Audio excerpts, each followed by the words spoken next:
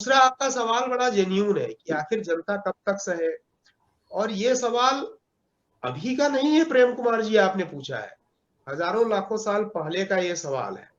रावण जब था, राजा था, तब भी यही सवाल उठता था कि कब तक अत्याचार सहेंगे।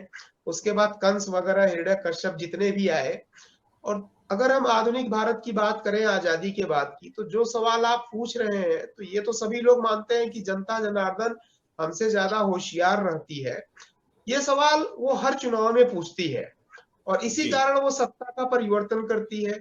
शायद यही सवाल जनता ने अपने आप से पूछा था तो मुलायम सिंह यादव, लालू यादव, मायावती जी, बसपा वगैरह बहुत सारी पार्टियां उभर के आई, क्योंकि उस वक्त जनता जी ने ये सवाल अपने आप से पूछा, समाज ने पूछा, और समाज को लगा कि भाई अब हम अत्याचार नहीं सह सकते हैं।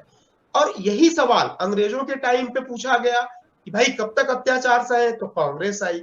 मेरे कहने का मतलब, पिछले 60-70 सालों से आजादी के बाद के इतिहास में यह सवाल हर बार चुनाव में पूछा जाता है और जनता अपना मनोनयन करती है। आपने ये सवाल जो किया, आप 7-8 साल लेट कर रहे हैं सर। 2014 में यही सवाल पूरी जनता ने पूछा था कि हम कब तक अत्याचार सहे, और उनको लगा कि एक पार्टी है जो कि बेहतर कर सकती है, उन्होंने उसको मनोनयन किया, उसको जिताया, और वो पिछले 8-10 सालों से जो है शासन में है।